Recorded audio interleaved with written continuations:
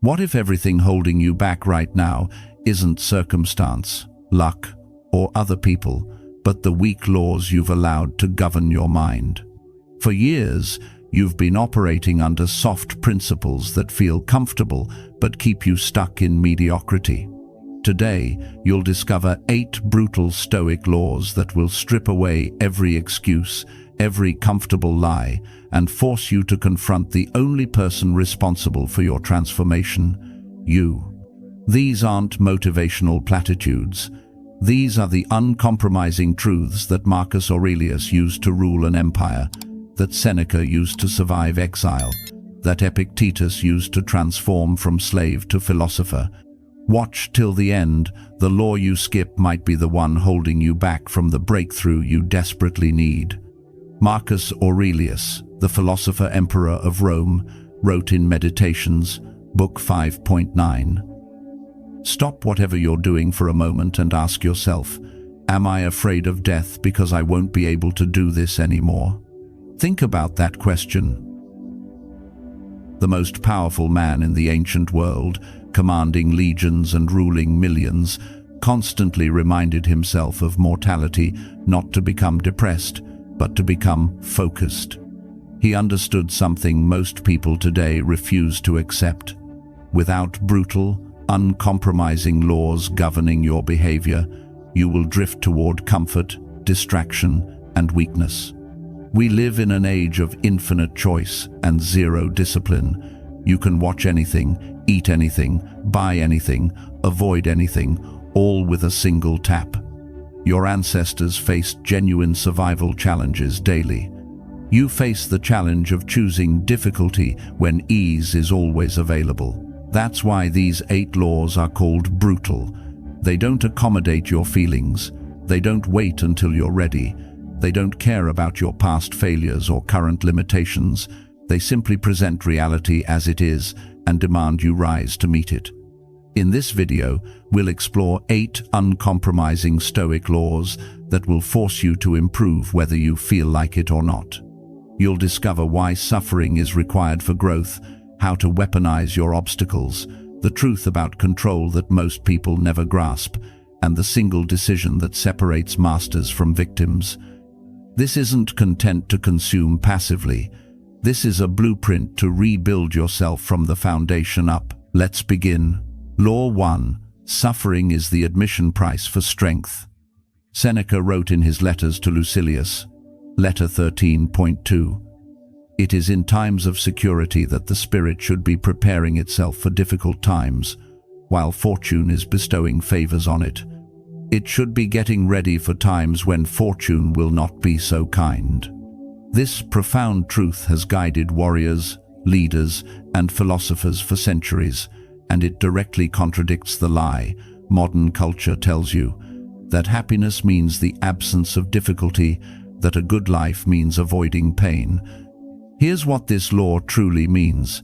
Suffering isn't something that happens to you, it's something that happens for you. Every moment of discomfort, every challenge you face, every situation that makes you want to quit is actually the universe's harsh but necessary curriculum for developing the strength you'll need later. The psychology behind this is clear. Your nervous system adapts to stress through a process called hormesis, beneficial stress, that makes you stronger. Your muscles don't grow during the workout, they grow during recovery from the damage. Your mind operates the same way. You don't develop mental resilience by avoiding challenges. You develop it by deliberately choosing difficulty. Most people spend their entire lives engineering comfort. They avoid hard conversations, difficult tasks, physical discomfort, and emotional challenges. Then they wonder why they feel weak, anxious, and incapable when real adversity strikes. What happens when you refuse to pay the admission price? You become fragile. Life's inevitable storms don't find a weathered oak that bends but doesn't break. They find a sapling that snaps at the first strong wind. You become the person who has a complete breakdown over minor setbacks because you've never developed the capacity to handle genuine difficulty. How do you apply this law starting tomorrow? First, Every single morning, do something uncomfortable before you do anything pleasurable. Take a cold shower. Do 50 push-ups. Sit in silence for 10 minutes. It doesn't matter what it is. What matters is that you choose discomfort deliberately. Second, when faced with an easy path and a difficult path to the same destination, choose difficulty. Take the stairs. Have the hard conversation. Do the complex project. Third, reframe every obstacle, not as something blocking you, but as resistance training for your character. Here's the truth most people can't handle. Comfortable people are weak people. Not physically, though often that's true too, but weak in spirit, weak in resilience, weak in their capacity to endure. You don't want comfort. What you actually want is the pride, strength, and unshakable confidence that comes from knowing you can handle whatever life throws at you. That only comes from deliberately choosing the harder path, again and again, until hardship becomes your natural element. But knowing this isn't enough. There's another principle that builds on this foundation. Let's move to Law 2. Law 2. Your obstacles are your opportunities in disguise. Marcus Aurelius wrote in Meditations, Book 5.2, "Our actions may be impeded, but there can be no impeding our intentions or our dispositions, because we can accommodate and adapt. The mind adapts and converts to its own purposes, the obstacle to our acting. The impediment to action advances action. What stands in the way becomes the way." Read that last line again. What stands in the way becomes the way. This isn't positive thinking nonsense. This is a fundamental reorientation of how you perceive reality. Most people see obstacles as problems to eliminate, avoid, or complain about. The Stoics saw obstacles as raw material, neutral events that could be transformed into advantages through the right perspective and action. Think about this practically. If you want to build discipline but life is easy, you can't. You need the obstacle of temptation to resist. If you want to develop patience but everything happens instantly, you can't. You need the obstacle of delay to practice on. Every quality you want to develop requires the exact obstacle that seems to prevent it. The problem this solves is victim mentality, the poisonous belief that external circumstances determine your outcomes. When you believe obstacles are opportunities, you immediately reclaim power. You stop waiting for conditions to be perfect. You stop blaming circumstances. You start asking the only question that matters: how can I use this? A relationship ends. That's the obstacle that forces you to develop self-sufficiency and discover who you are without external validation. You lose your job? That's the obstacle that pushes you toward the career you were too comfortable to pursue. Someone betrays you? That's the obstacle that teaches you discernment and shows you who deserves your trust. Here's how to practice this law. First, when something goes wrong today, stop your automatic reaction. Don't immediately label it as bad. Instead, ask, what opportunity is hidden here?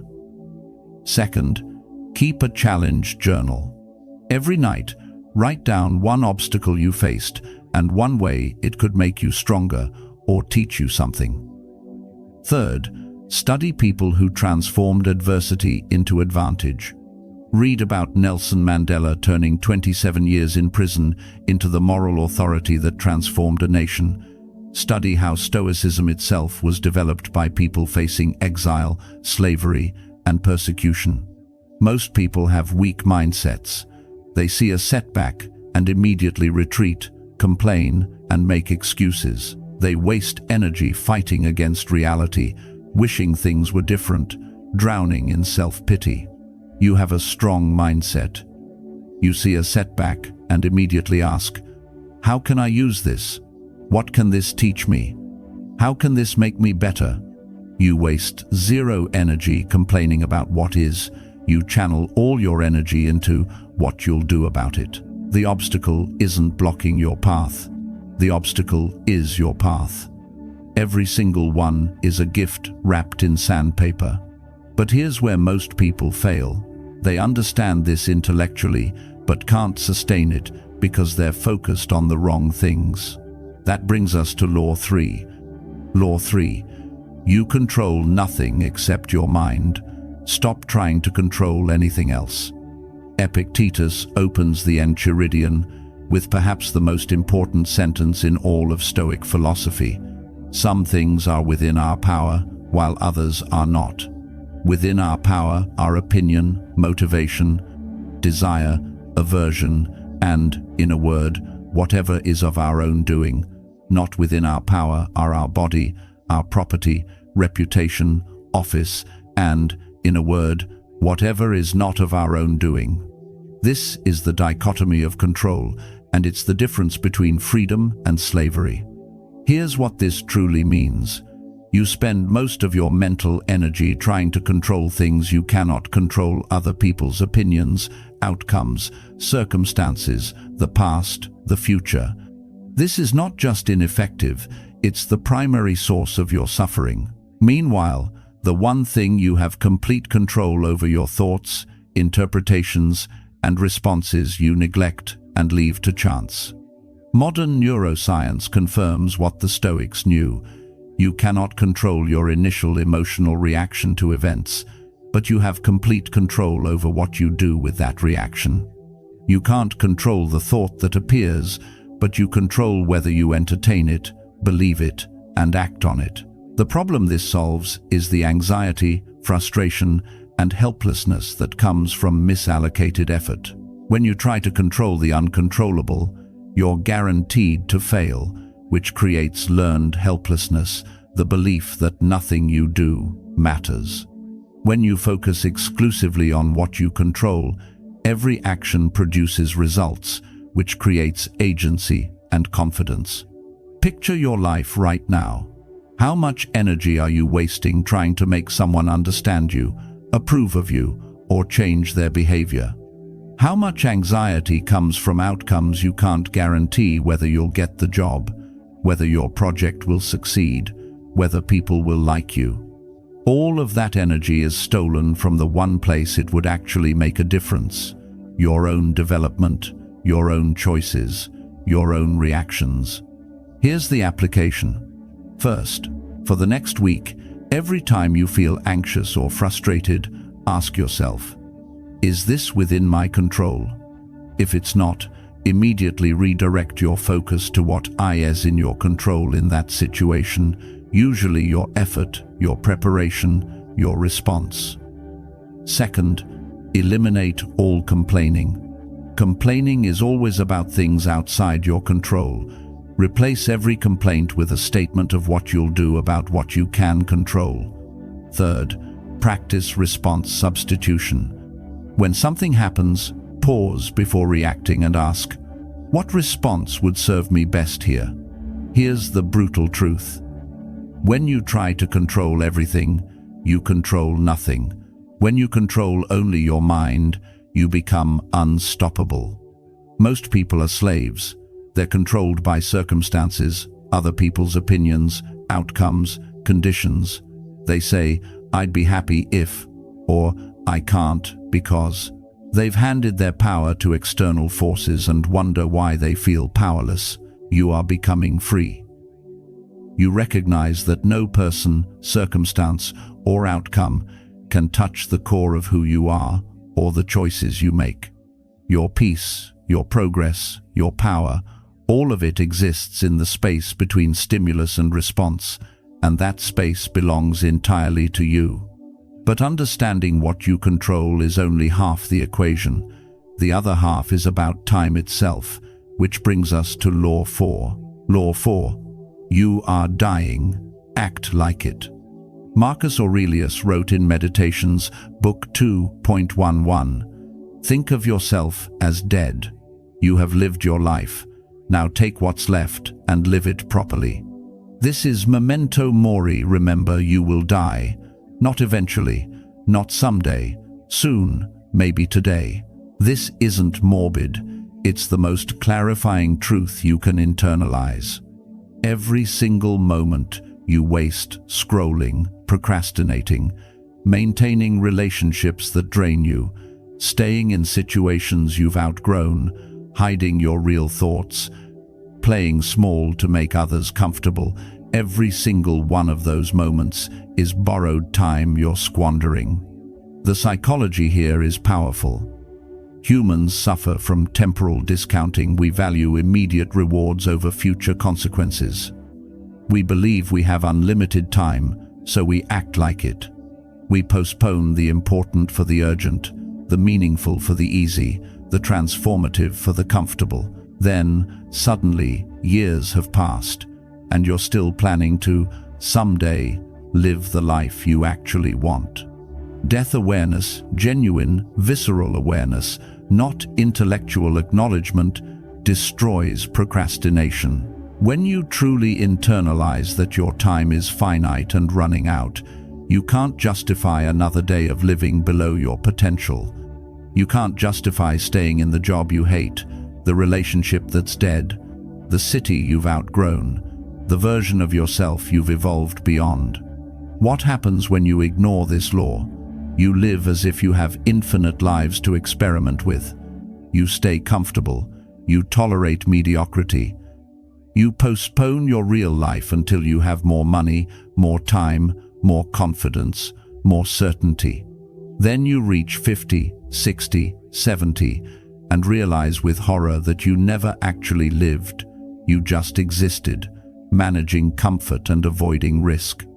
Here's how to weaponize mortality. First, every morning, before checking your phone, say out loud, "I could die today. How will I live in light of that?" Let that question govern your choices. Second, conduct a death audit of your life. List everything you're currently doing. Next to each item, write, "Would I do this if I had 1 year to live?" Eliminate everything that's a no.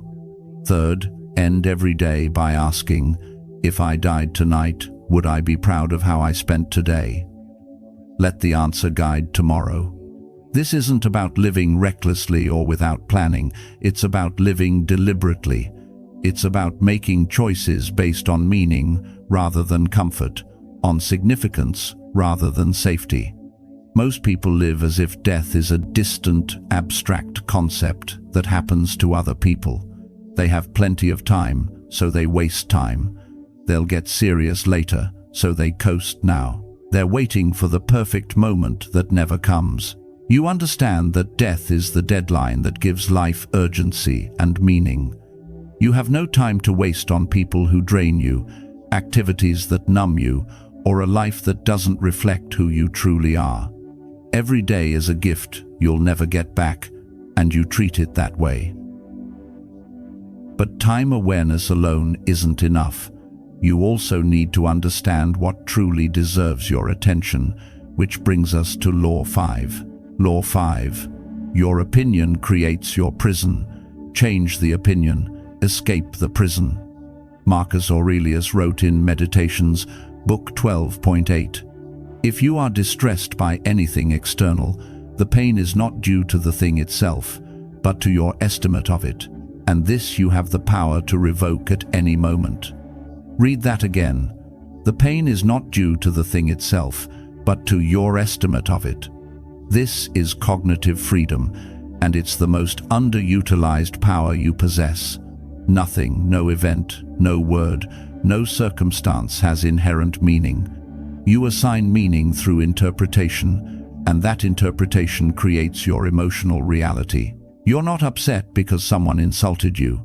You're upset because you've interpreted that insult as meaningful, as true, as threatening to your worth. You're not stressed because you have a lot to do. You're stressed because you've interpreted that workload as overwhelming rather than as opportunity or even privilege. Modern cognitive behavioral therapy is built on this Stoic foundation. Thoughts create feelings, and you can change your thoughts. But here's where most people get stuck. They think changing thoughts means lying to yourself with positive affirmations. It doesn't. It means examining whether your interpretation is true, useful, and proportional to reality. The problem this solves is unnecessary suffering. Studies show that humans spend roughly 47% of their waking hours thinking about something other than what they're doing, and this mind-wandering typically makes people unhappy. Why? Because untrained minds default to negative interpretations, catastrophizing, personalizing, and generalizing negative experiences. Someone doesn't text back? Your untrained mind says, "They hate me, I'm unlikable, I'm always rejected." Your trained Stoic mind says, "They're busy. This says nothing about my worth. My value isn't determined by response times." Same circumstance, completely different emotional reality. Here's the practical application. First, start thought monitoring. When you feel a negative emotion today, pause and identify the thought creating it. Write it down. Then ask, is this interpretation definitely true? What's another way to view this? Second, practice perspective shifting. When something bad happens, immediately generate 3 alternative interpretations, especially interpretations that make you more powerful, not less. Third, study reframing masters. Read Viktor Frankl's Man's Search for Meaning, a man who found meaning in a concentration camp by changing his interpretation of suffering. Here's the contrast. Weak minds are prisoners of automatic interpretation. Something happens, they react, they suffer, and they blame the circumstance. They genuinely believe the world is doing things to them. They say, "You made me angry," or "That ruined my day," as if external events have magical power over their inner state. Strong minds are interpretation artists. Something happens, they pause, they choose the most useful interpretation, and they respond from power. They know nothing can touch them without their permission. They say, "I'm choosing to interpret this as." They understand that between stimulus and response is the space where freedom lives. Your opinions are creating your reality.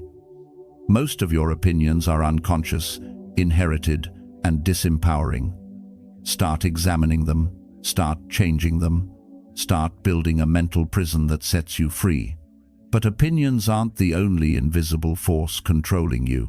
There's something even more fundamental, which brings us to Law 6. Law 6. Discipline is the foundation, motivation is the illusion.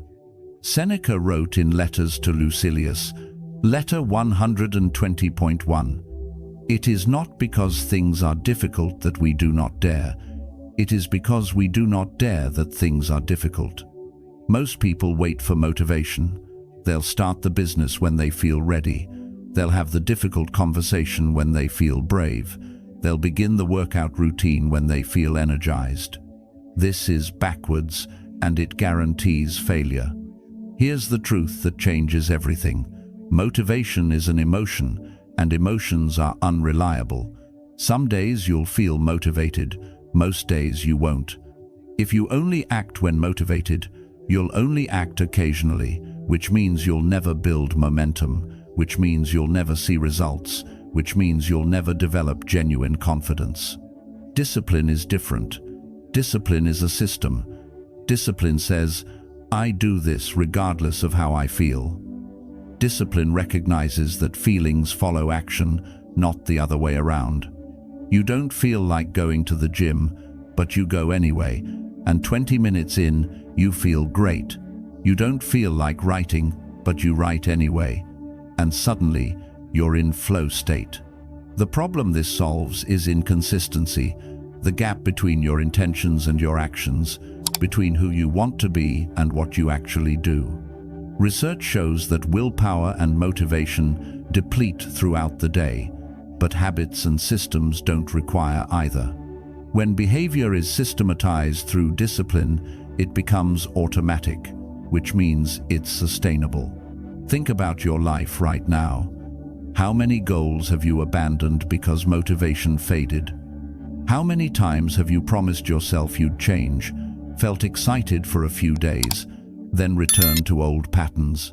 That's the motivation trap. You're trying to run a marathon on the energy of a sugar rush. Here's how to build discipline systematically. First, implement the 2-day rule. Never skip the same behavior 2 days in a row. Miss one workout, fine. Miss two, you're breaking the system. Second, remove the decision point. Don't decide each morning whether to exercise. Decide once, then execute automatically. Treat it like brushing your teeth, not a daily choice. Third, start absurdly small. If you want to write daily, commit to 1 sentence. If you want to exercise, commit to 1 push-up. Small enough that motivation is irrelevant, but consistent enough to build the identity of someone who does that thing.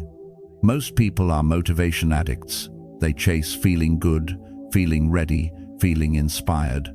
So they start strong on Monday, fade by Wednesday, quit by Friday, and restart the whole cycle next Monday.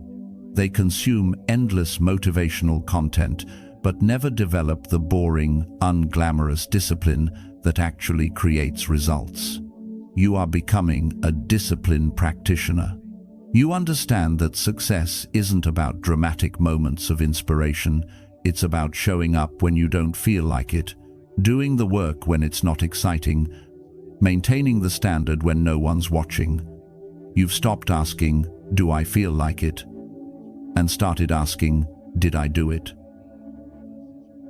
But discipline without direction is just hard work going nowhere, which brings us to Law 7. Law 7. Your character is your destiny. Build it deliberately. Epictetus said in Discourses, Book 2.5, "First, say to yourself what you would be, and then do what you have to do." Character isn't what you inherit. It's not your personality type or your natural tendencies. Character is what you build through thousands of small choices that either align with your principles or compromise them. Here's what most people miss. You're building your character every single day, whether you're conscious of it or not. Every time you hit snooze instead of getting up, you're building the character of someone who prioritizes comfort. Every time you avoid a hard conversation, you're building the character of someone who runs from conflict. Every time you gossip, exaggerate, or make excuses, you're building character, just not the character that leads to the life you want. The Stoics understood something modern culture has forgotten. External circumstances are temporary and largely outside your control, but character is permanent and entirely within your control. Someone can take your money, your health, your relationships, your freedom, but they cannot take your integrity, your courage, your wisdom, or your discipline unless you hand them over. The problem this solves is the gap between who you are and who you think you are. Most people have a self-image that doesn't match their behavior. They think they're disciplined, but they consistently quit. They think they're honest, but they regularly deceive themselves. They think they're brave, but they avoid everything uncomfortable. This gap creates cognitive dissonance, which creates suffering. What happens when you don't deliberately build character? You become whoever circumstance and social conditioning shape you into. You adopt the values of your environment by default. You become a reaction to life rather than a deliberate creation. Then you wake up at 40 and don't recognize the person in the mirror, not because you changed, but because you never consciously decided who to become. Here's how to architect your character. First, define your virtues explicitly. Write down the 5 to 7 character traits you want to define you. Not vague words, specific definitions. What does courage mean to you specifically? What does integrity look like in daily behavior? Second, conduct daily character audits. Every night, review your day and identify one moment where your behavior aligned with your desired character and one moment where it didn't. Third, use identity statements to govern behavior. Before making a choice, ask, what would a person with your desired virtue do in this situation? Then do that. Here's the truth that separates the ordinary from the exceptional. Weak character means weak life. When you compromise your principles for comfort, approval, or short-term gain, you're not just making one bad choice, you're reinforcing the neural pathways that make the next compromise easier. You're becoming someone you can't respect, which destroys self-trust, which destroys confidence, which destroys your ability to pursue anything difficult. Strong character means strong life. When you consistently choose the harder right over the easier wrong, you're not just acting with integrity, you're building unshakable self-trust. You become someone whose word means something, first to yourself, then to others. You become someone who can make commitments and keep them, who can face difficulty without breaking, who can be counted on when everything's falling apart. Your character is the only thing you'll carry through your entire life. Everything else is temporary. Build it like your life depends on it, because it does. But there's one final law, and it's the most brutal of all. This is where everything we've discussed converges into a single choice you must make right now. Let's move to Law 8. Law 8. No one is coming to save you, become your own savior. Marcus Aurelius wrote in Meditations, Book 7.3. How much more harmful are the consequences of anger and grief than the circumstances that aroused them in us? But here's the deeper truth beneath that observation. You are waiting. Waiting for circumstances to change, waiting for someone to recognize your potential, waiting for the right time, the right resources, the right conditions, waiting for permission, approval, or a sign from the universe. Stop waiting. No one is coming. This is the hardest truth you'll ever internalize, and the most liberating. You are not the victim of your circumstances. You are the architect of your response to them. You are not waiting for life to give you opportunities. You are creating them through your choices. You are not hoping for someone to save you from your problems, your weakness, your mediocrity. You are becoming the person capable of saving yourself. The Stoics called this self-reliance, but it's more than independence. It's the fundamental recognition that you and you alone are responsible for your life. Not responsible like it's your fault. Responsible like it's your power. You have the responsibility, the ability to respond rather than react, to create rather than wait, to become rather than stay.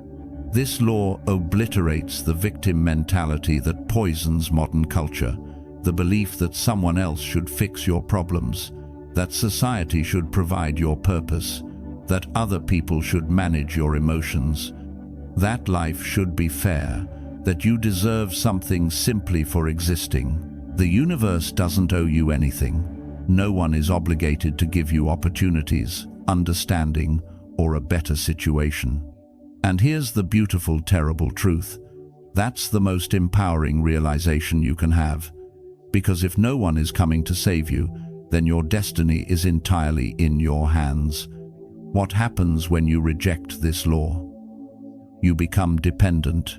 You externalize your locus of control.